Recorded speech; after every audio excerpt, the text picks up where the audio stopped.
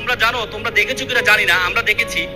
আমরা Nokia mobile বাংলাদেশের সবচেয়ে জনপ্রিয় ছিল। তোমরা দেখেছো এই জেনারেশন দেখেছি কিনা আমি জানি না। আমরা খুব, আমার প্রথম জীবনে প্রথম মোবাইলটা ছিল নোকিয়া।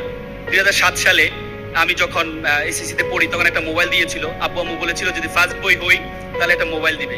2007 সালে আমাকে একটা মোবাইল, নোকিয়া মোবাইল দিয়েছিল। সে নোকিয়া মোবাইল, তোমরা কি জানো বাংলাদেশে নোকিয়া কি আছে এখন?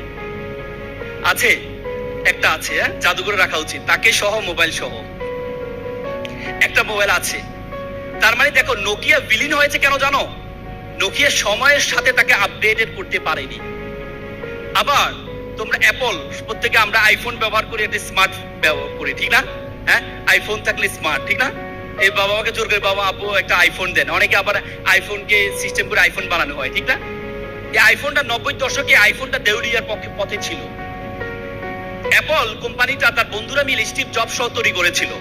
পরবর্তী তার বন্ধুরা স্টিভ জবসকে বের করে দিয়েছিল অ্যাপল থেকে। পরে 1990 সালে অ্যাপলটা দেউলিয়াতে চলে যাচ্ছিল। এমন সময় বন্ধুরা চিন্তা করলো আবার স্টিভ জবসকে নিয়ে আসতে হবে। পরে আবার স্টিভ জবসকে নিয়ে আসা হয় অ্যাপলে। নিয়ে আসার পর স্টিভ জবস চিন্তা করলো যে তখন অ্যাপলের বিভিন্ন প্রিন্টার ছিল, কম্পিউটার ছিল, ঘড়ি ছিল, অনেক কিছু ছিল। তখন সে চিন্তা করলো আমাকে এত কিছু করা যাবে না, আমাকে একটা জিনিস তৈরি করতে হবে। তখন সে আইপ্যাড এবং মোবাইল, সে বলছে এটাকে আমাদের সকল এমপ্রেসাইজ এটার মধ্যে করতে হবে। পরে দেখা গেছে আজকে অ্যাপলের অবস্থা কি আমরা সকলেই জানি। এখান থেকে শিক্ষা কি? শিক্ষা হচ্ছে you have to demand of situation have to be updated. সময়ের আলোকে তোমাকে আপডেটেড করতে হবে।